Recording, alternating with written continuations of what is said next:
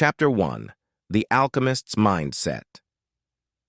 Welcome to the world of alchemy, where the mundane becomes magical, and transfiguration is not only possible but inevitable. Here we attempt to conjure the alchemist's mode of thinking, the way of seeing that turns lead into gold, that makes wishes into reality. Picture yourself standing at the edge of a vast forest, impenetrable and filled with all sorts of possibilities. For the alchemist, this is not a dark and ominous labyrinth, but a place of potential and exploration. The forest will have its ups and downs, its twists and turns, but the alchemist welcomes every step of the journey, knowing that through their own desire, the forest will reveal itself. The alchemist's mindset is also helped by a belief in the possibility of metamorphosis and a desire to overcome any fear associated with change. But the alchemist is not like Marie Kondo, burning away the detritus of modern life to reveal only those things that spark joy. Instead, he or she seeks to fuse together diverse elements in an act that is both destructive and creative. Where the caterpillar becomes the butterfly, the alchemist regards the cocoon as the source of beauty and potential. But their purposeful ambition is more than just an appetite for change. The alchemist's desire to transform is grounded in a strong intention to create something new, along with a deliberate plan to do the work it will take to get there. The alchemist is like a master architect who brings his dreams and aspirations to life, but at its core is a belief in deep possibility and potential, and a vision of a world that isn't how it should be, but how it might be. Where a normal person sees what something is, an alchemist looks at what it could be. Where most folks see boundaries, an alchemist sees potential stepping stones. Thus I offer this small ground of exploration and invite you all to become alchemists. Accept uncertainty as a welcome companion and the unknown as your friend. Believe in the power of transmutation and dream big. You never know what awaits you in the forest. Chapter 2. The Power of Intention. Intention is the North Star of alchemy that can guide you into the darkest night, the white-hot kernel of flame capable of igniting the fire of transmutation, the window into what truly is possible, and the gateway into creating the life you really want. In this chapter, we'll investigate the power of your intentions and how you can use them to manifest reality. Look at intention as the map that shapes the journey. Without it, you may feel like you are rolling at random down a hill, never quite sure where you're headed, why you're headed there, or for how long. But add in a clear intention to your practice, and you suddenly find that every action becomes meaningful. Every choice resonates with purpose. What is intention exactly? At the very least, intention is the motivating force behind the decision to make something happen. It is the fuel that turns the engine. Intentions drive our goals, plans, and day-to-day lives. Intentions are at work every time we make any decision in order to shape what will happen. However, intention is not just hot air or mere fantasy in the form of idle wishing or dreaming. Rather, intention carries creative force, the seeds of which, when nourished by intentional effort, come to fruition. Imagine an acorn.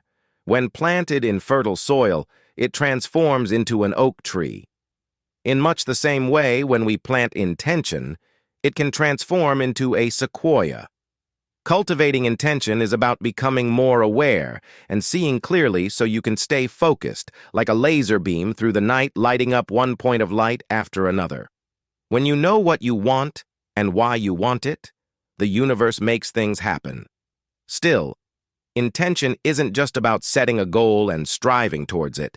It's also about living in line with what we believe, making choices that reflect our values and living our lives with integrity, not just reaching certain specific outcomes. When our intentions are congruent with our deepest values, we become powerful agents for good in the world. Therefore, as the progression through the stages of alchemy continues, I ask that you consider your own intention. What is it that you are wanting? What is it that you are passionate about? And what is it that you can do intentionally today to bring your actions in line with your deepest intentions? And when you are ready, remember, This power of intention is yours, and in your hands you have the alchemical tools to transform your life. Chapter 3. The Art of Transmutation. Enter the world of transmutation, where the ordinary becomes something extraordinary, real magic where hard times are transformed, setbacks overcome, darkness turned into light. In this chapter, we're going to look at some of the history and lore of transmutation, the art of turning one thing into something gifted or golden. The task might seem like a mountain, but to the alchemist, the mountain is merely raw material. The alchemist knows that within every challenge is the naked seed of opportunity waiting to unfold. Transmutation is the elixir the alchemist promised. It's about knowing that every seemingly dark situation can become a source of light and growth. It's about subtracting the limiting metaphors from situations and revealing the transmuting metaphors that are always there too. However, transmutation isn't only about external circumstances, it is also an inner process of transformation. The alchemist transmutated ore into gold. He also trained himself to raise his thoughts, emotions, and beliefs to their highest and best expression. Another is the alchemical principle of solve et coagula, solve and coagulate, which refers to dissolving old patterns and beliefs and coagulating into new ways of being that resonate with your highest aspirations. Transmutation is also about learning how to accept the relative nature of all experience and to flow with the changing tides of circumstance. Sometimes, for example, we face difficult situations, and sometimes we face opportunities. Transmutation is about finding a way to go with the flow in response to each in turn. For instance, a river entering mountains will carve a winding channel and become a stream with many twists and turns. But when it enters the plains, it becomes a wide and expansive stream or a small river. So, brethren, with every fiber of your being, I implore you to become alchemists and awaken your power of transmutation for all time, for all situations, all walk of lives, all challenges and all obstacles that you might encounter on the way to the summit to the best that you can be. All challenges and obstacles are opportunities in disguise. They are stepping stones on your way to your highest self. By the power of transmutation, you can turn lead into gold, darkness into light, and shit into Shiva. Chapter 4. The Alchemy of Self-Discovery.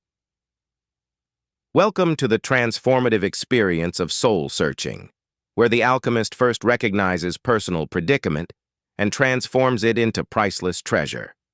In this chapter, we'll break open the shell of the self and unearth the gold and glitter beneath.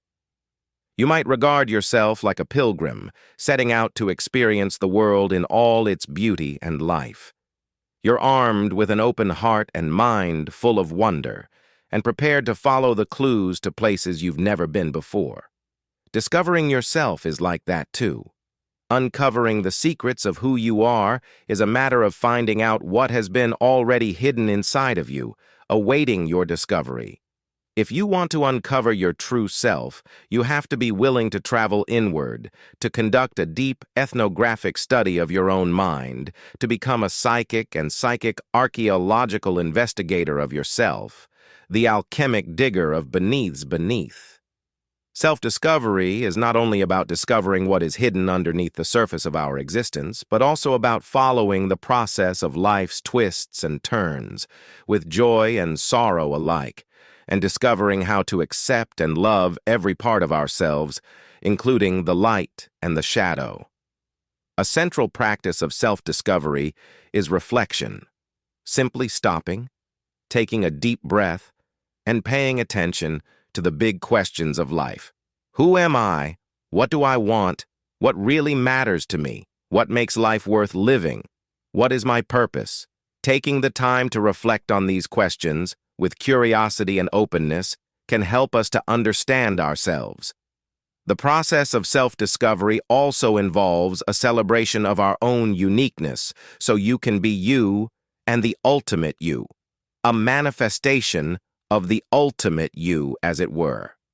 The whole process of self-discovery is nothing more or less than a deepening discovery of our interconnectedness as separate, radiantly unique expressions of the same underlying reality. Just as each individual snowflake is uniquely beautiful in its own way, we each uniquely celebrate the beauty of the divine in our own individual way. You become that snowflake. We might die a bit in the process of self-discovery. We might confront aspects of ourselves that we don't want to face, or we might reach rock bottom in terms of where we are in life, question our values and goals, and not know what to do. Nevertheless, when we die, magic happens because you free yourself from the constraints of your life and are able to transcend yourself and become more you than ever before. So I bid you, strap on your backpack and get ready to walk, but keep your eyes on the horizon and let your heart and your mind fly in every direction at once. Keep your mind open at all times and trust that what you're looking for, who you are, is exactly what you will find. Chapter 5. The Wisdom of Elemental Balance. Welcome to the dance of the elements, where the alchemist seeks harmony in body, mind, and spirit. In this chapter, we'll explore the ancient art of elemental equilibrium, which is an alchemical system that teaches us to harmonize the 4 elemental steps within ourselves to achieve inner balance and wholeness. Envision yourself at the center of a whirlwind, with earth, water, fire, and air swirling around you. Elements each distinct and carrying their own energies, but together, each part contributing to the whole, to life as we know it. For the alchemist, equilibrium exists in the tension and interplay of the elemental energies within us. Earth is stability. Earth is home. Earth is the foundation of our lives. The earth element is firmness, steadiness, the strength to stand and stride forward. It is solidity, the rock-hard foundation on which the rest of our world is built. Fluid and responsive, water flows around impediments, carving and shaping the land. The quality of water is to flow, to let life carry you where it takes you. Fire gives us passion and transformation. It lights the inspiration for our curiosity and the energy of our will. Like the flame that reduces the old to ash in order to fertilize the new, the element of fire compels us to change and evolve. It can clear confusion. It can help us rise above our misconceptions and see a situation more clearly. Air is the wind that blows away cobwebs and clears our minds. It allows us to see with open eyes and speak our truth with care and compassion. Authentic balance is not about holding on tightly to one aspect while letting the other slip away, but rather in the ebb and flow of all 4 elements working in concert at once. A composer's vision is brought to life by an orchestra of instruments playing together, and not one at the expense of the others. A symphony is made from the balanced play of all its various parts. So too is our inner landscape enriched by the balanced play of the elemental forces within us. Thus, as we move forward on the path of fundamental elemental balance, I wish to invite you to move with the elements inside yourself. Be earthy and grounded and stable. Be water and flow with life's currents. Be fire and burn with desire. Be air and fly.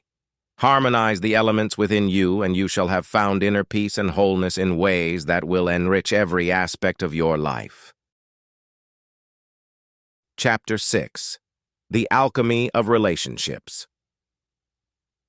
Welcome to the groundbreaking realm of relationship alchemy, where the relationship alchemist learns to lovingly fashion the relationship philosopher's stone, the hard-won wisdom of love, appreciation, and evolution.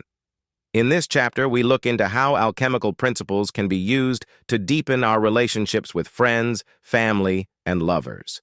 If you consider your relationships to be a garden, they will thrive and bear fruit in all kinds of weather. See a garden. Feel that sweet, gorgeous feeling.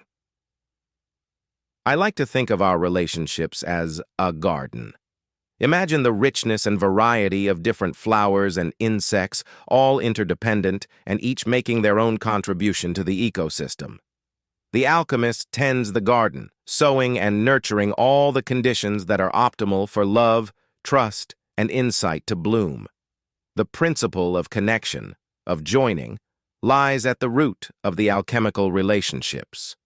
Just as our roots may meander and diverge from the trunk of the tree, our relationship with others is interconnected. It extends more deeply than we may realize.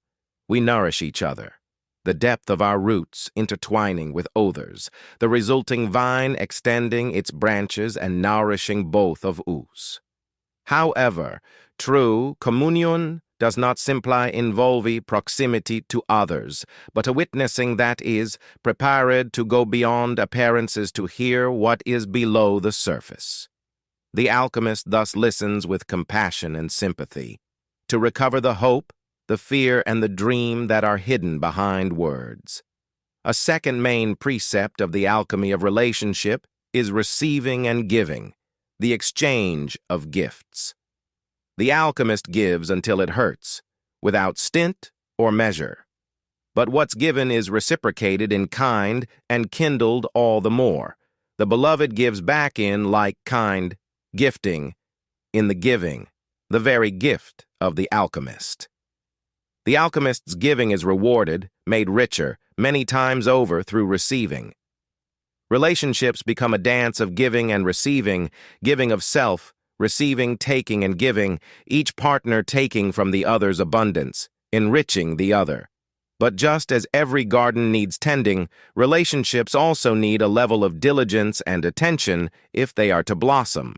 And if they do, the passionate alchemist knows that the inevitable friction and struggles of all committed relationships are also opportunities for alchemical transmutation. Fear and avoidance of conflict and misunderstandings should not push the alchemist apart from their partner, but rather towards each other in order to find the alchemical medicine that will bring them together again.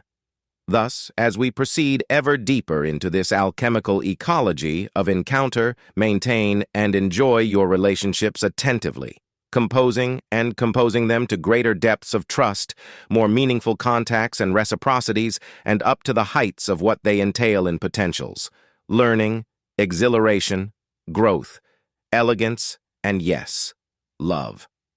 Once again, the openness to experience might be at first challenging, but learning to manage the inner alchemy of your relationships in this way could open up to you a whole new realm of experiential potential. Chapter 7. The Alchemy of Creativity. Here we enter the vast and mysterious domain of creativity, where the alchemist becomes the master of creative self-transformation, the catalyst for imagination, innovation, and expression. In this chapter, we'll examine how alchemical principles can help spark and sustain your innate creativity, helping you to fulfill your potential as a creator and an innovator. Picture a canvas, a wide-open panorama, ready to be filled with the paint of your imagination. The alchemist throws himself into that space with curiosity and a sense of wonder at what could be. You have an image now of a gallery of the mind. Can you take it and spin it in new directions? What lies at the core of the alchemy of creativity is the notion that we are all born creativi, that inside of use is the source of an infinite fountain of ideas and inspiration. We are like the alchemist who can transform base metals into gold, who can transform thoughts, ideas, and inspiration into creations that uplift, inspire, and enlighten. But creativity is not just about the results or our artworks. It is about the process. Like the alchemist, one of the most important things about creativity is that it is a process, one that is often filled with detours, disappointments, and dead ends. A key characteristic of creativity is that it is about looking at the world and experimenting with it, finding ways to push what is familiar and comfortable into that great unknown, the world beyond. One of this alchemy of creativity's precepts is to cultivate a fecund mind, an open, curious mind that is able to receive information from the world and from others. When a garden is continually nourished with the nutrients of water and sunlight, weeds and blight are kept at bay, leaving the plants with a chance to grow and thrive. In the same way, our minds flourish when fed with new information and perspectives. But this is the same alchemist who also knows that creativity needs discipline and persistence. Inspiration alone, however powerful, is not enough to bring our creations to life. To be able to do so, alchemists must also be willing to do the heavy lifting that turning ideas into sound reality implies. The alchemist's creative work embodies this idea. In his laboratory, dreaming of great discoveries unfolding, the alchemist is fully committed to the process, understanding that work is not a deterrent but an essential part of it. He is willing to wait for results and endure setbacks because this is what creativity demands. Therefore, as you enter into the realm of creativity chemistry, I want to encourage you to tap into your creative genius, to dream, to think, to explore new ideas and possibilities, and then to express yourself differently, not worrying about if you're doing it right or not. Allow yourself to experience and express the power of creativity without judgment or thinking that you can only do it in a certain prescribed way. Allow yourself to live in the creativity chemistry of your life and create something beautiful, something amazing, something more than you ever knew possible. Chapter 8. The Alchemist's Laboratory. Welcome to the space of the Alchemist's Laboratory. It is a sacred space where anything is possible, where earth magic is practiced, where a true master wizard works in the creation of the philosopher's stone and the crystallization of a glaze, tincture, pigment, or medicament. This chapter considers the material laboratory, the space of experiment and discovery, as alchemy, through its practice and terminology, speaks through the vernacular of its environment. Alchemy, ultimately, is an art devoted to inner alchemy, and so also considers the laboratory as a metaphorical space for that work. Picture entering a dark room. Shelves of jars containing mysterious liquids, steaming retorts, intricate equipment. A magical place, the alchemist's laboratory. Here, banal things are made miraculous. The alchemist's laboratory is, to begin with, a physical site where his experiments are enacted. As he mixes elements and chemicals according to his recipes, he will attempt to transform base matter into the philosopher's stone, reputed to turn lead into gold and bestow eternal life. Yet it is also a mystical space. In the laboratory, the inner and outer worlds of the alchemist meet. The material and immaterial merge. The stone that he hopes to distill from his experiments is the sacred object that will effect profound alterations in his own psyche and in the world at large. The laboratory is a metaphor for the alchemist's inner world, in which the processes of transmutation and growth that transform the psyche refract into the outer world. Just as the alchemist mixes and combines physical elements into new compounds, so the alchemist works with the raw materials of thoughts, feelings, and ideas in ways that also emerge into new forms of being and relating in the world. But the alchemical laboratory also fosters the capacity for fellowship and community. Interchange in the alchemical tradition is viewed as pivotal to growth and advancement, and the laboratory is a convening space for alchemists who come to discuss their ideas, their experiences, and their findings. The other is a principle that you'll recognize if you've ever tried meditating: the power of intention and focus. The alchemist goes to their laboratory with the clear intention of making the philosopher's stone, and they focus their will and energy on the task. They carve this block of stone as if it were a block of marble, believing with each blow that the statue will emerge. More important than any other, however, is this. Whatever the alchemist was trying to achieve, the laboratory was meant to be a place of deep and multifaceted change. Alchemist is himself the subject of alchemy, wrote Chevalier. Within the laboratory, he transforms his own consciousness, develops his higher awareness, and travels the path of spiritual enlightenment that he calls great work. But that transcends the mere alchemical transformation of lead into gold. Therefore, as we proceed into the alchemist's laboratory of the human soul, I invite you to engage in the magic, to dive into your inner sea, to experiment, to transform, to create, and to allow your own alchemical process to unfold. Experiencing yourself as the alchemist in this laboratory will open the door to the secrets of the universe and who you truly are. Chapter 9. The Alchemy of Abundance. Enter Abundance Alchemy, harnessing the universal flow of prosperity, wealth, and well-being.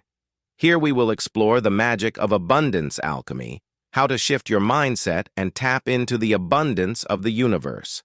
Imagine and know that there is a vast ocean of abundance that is right now swarming with people, fish, animals, and all kinds of cool stuff, just waiting to happen to you. The alchemist is a sailor who steps onto the ocean of abundance with confidence and purpose, knowing that the universe is abundant and there is more than enough for everyone. At its heart, the alchemy of abundance is the same alchemy of mind that turns lead into gold, the alchemy of going from a state of lack and poverty of mind to great wealth, richness, and abundance of mind. I use the word abundance advisedly because, as with all conceptions of wealth, it is not just a matter of outer material facts, but rather largely a question of inner states of mind. Abundance is a state of mind, and it is a state of mind that is in harmony with the outer states of abundant and material wealth. Another cornerstone is the alchemy of attraction, which states that you will attract more by being more. In other words, by focusing our mental energy on abundance, we will attract more of it into our lives. The alchemist knows that reality is created by thought, and that our thoughts and beliefs create our reality. Harnessing the power of an abundance mindset will help us manifest what we desire and live the life we deserve. But affluence is not only about riches, it is about feeling fully fulfilled and satisfied in all our life activities. The alchemist will teach us that affluence is stimulated by our connection to our own values and ideals, and it is nurtured by being in harmony with the natural flow of life. Gratitude is another major tenet of the alchemy of abundance, and the alchemist knows that gratitude is the open sesame to abundance, especially when we can express gratitude for everything we already have, and for the numerous blessings that have come our way. Gratitude is the magnet that pulls more of what we are grateful for in our direction, thereby increasing our sense of abundance and prosperity. However, if I were to distill the essence of the alchemy of abundance into one final ingredient, it would be the awareness that abundance is a state of being which comes from a feeling of inner wealth and richness and not a destination, a goal to be achieved by having more or doing more. Abundance comes from within, not from without. The alchemist always understands this. Cultivating the feeling of inner abundance will allow the spring of abundance to constantly flow out into everything we do and touch. Hence, as we continue along the path of alchemical richness, I encourage you to fully tap into that sublime richness of being. Let yourself more and more attune to the flow of prosperity, wealth, and abundance that is fanning out from you in ever-growing circles and ripples. Let yourself even more boldly experience the feeling of richness and abundance that comes from living in alignment with your highest truth and service. Join us in the alchemy of abundance and allow the universe's creativity to fuel your life with beauty, joy, and love. Welcome to your rich life. Chapter 10. The Elixir of Gratitude. Join me as we explore the miracle that gratitude works, and how the alchemist can turn even the most rotten day into a good one. In this chapter, we'll see how and why gratitude works, and how to apply this magic to your own life. We'll look at how to make gratitude work for you, the many benefits of being grateful, how to apply your gratitude, and, most inspiring of all, the many ways that gratitude changes your life for the better, turning it into a reservoir of emotional riches and well-being. Please look forward to it. Visualize gratitude as a golden liquid coursing through your veins, seeping into every cell of your body, bathing you in a hot glow. The alchemist knows that gratitude isn't merely an emotion that we feel in particular circumstances. It is a force with the power to radically transform our experience of the world, to move us into a new and loftier mode of consciousness.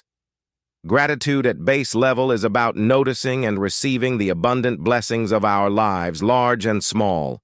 It is about turning our attention from lack to sufficiency, from what's wrong to what's right, from scarcity to sufficiency, from fear to love. Another of the alchemical principles behind the elixir of gratitude is that gratitude is an option, literally. It is a choice that we make, a choice we can make in all these millions of moments we experience. It makes no difference what's going on around you, challenge or disaster. You can tap into the deep currents of gratitude in all things, the blessing of friendship, the beauty of nature, or the inestimable gift of life. But gratitude isn't simply a tallying or counting of blessings. The alchemist knows that it must be expressed. It must be felt in the heart to be shared with others. It should be expressed, when appropriate, in thank you notes, a warm embrace, or a beaming smile. Expressive gratitude strengthens bonds with others and deepens feelings of belonging and connection. A third central premise of the elixir of gratefulness is that gratitude itself is a practice. A daily habit of flexing gratitude muscles that improves our spirit and makes us happier the more we practice it. The alchemist knows that the more we practice being grateful, the more our minds tend to direct our focus toward the good things of life, and the more we become like those invisible antennae attuned to the infinite blessings around us. Yet all of this brings some of the best things, the most positive, generous, and abundant things into your life. That is the ultimate elixir of gratitude.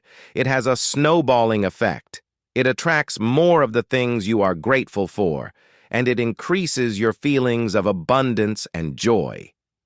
Gratitude is a magnet. Therefore, as we explore the elixir of gratitude further, I encourage you to embark on a gratitude practice in your life.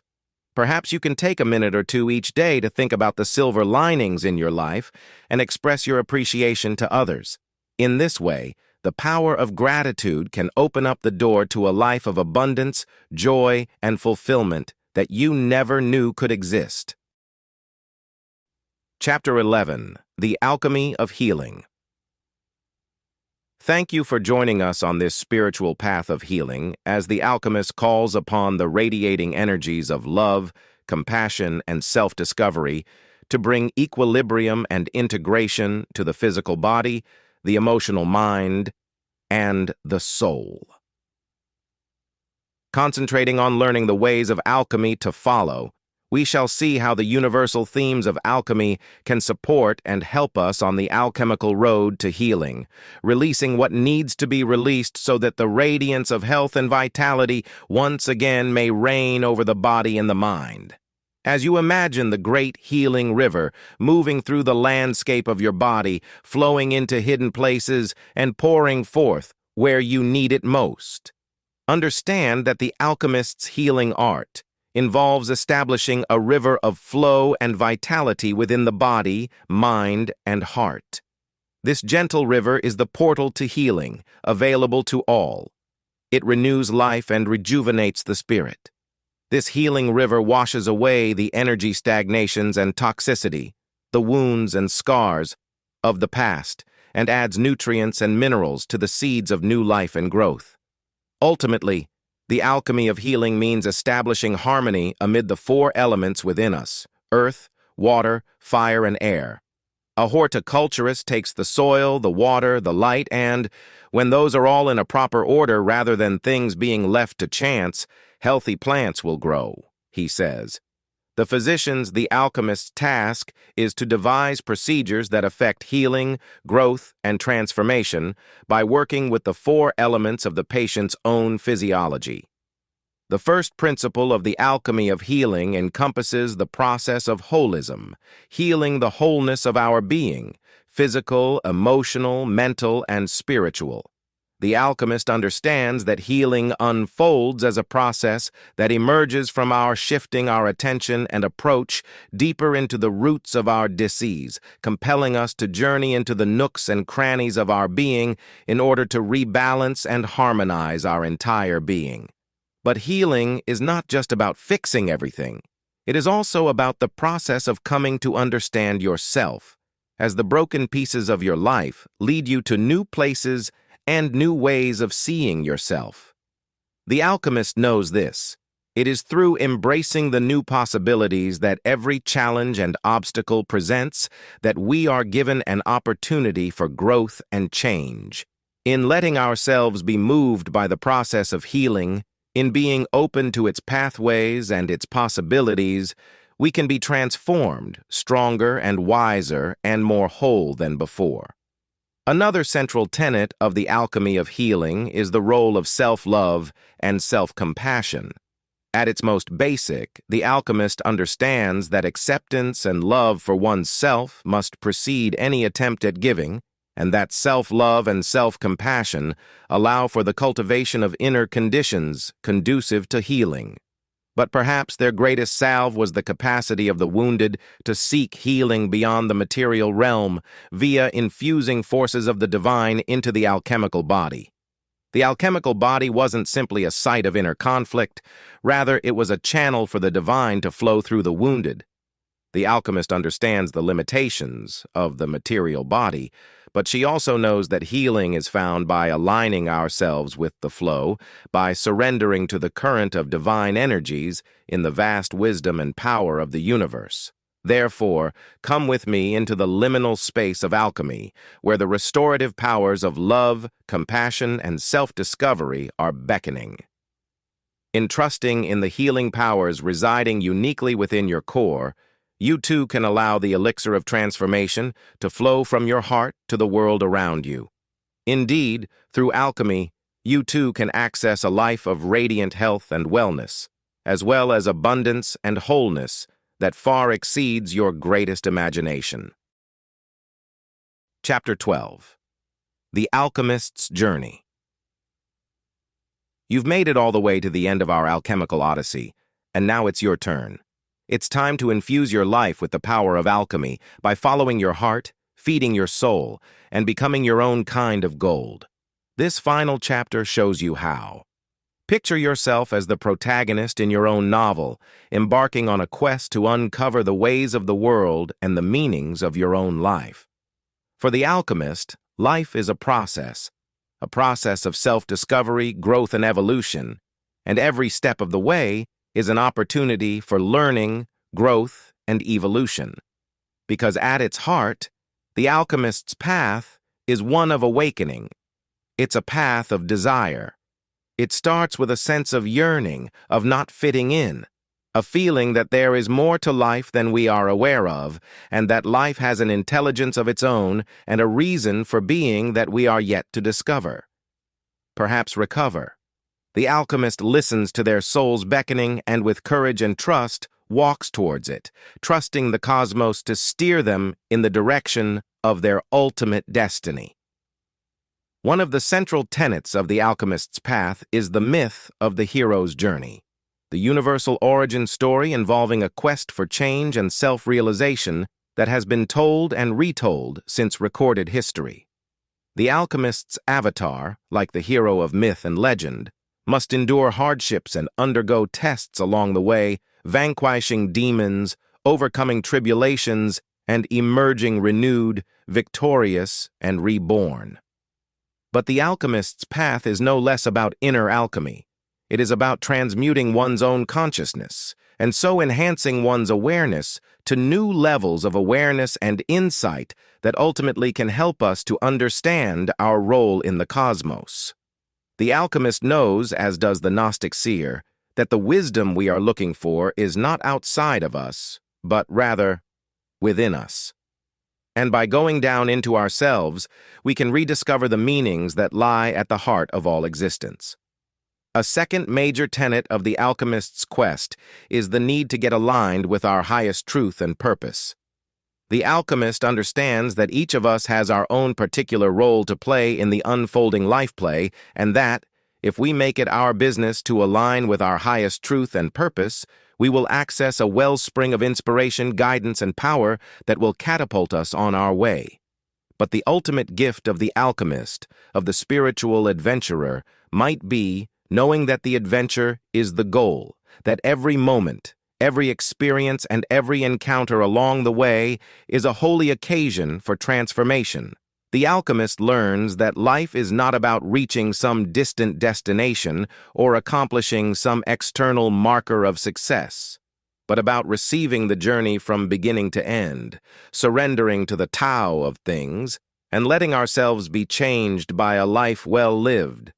Thus, dear listener, we reach the end of our alchemic odyssey. With courage in your heart and trust in your higher self, the rest of your days will be filled with opportunities for endless experimentation and self-transformation. En route to the destination of a life and a personality more amazing than you ever imagined. If you liked this video, please like and share it, because a real hero shares the inspiration.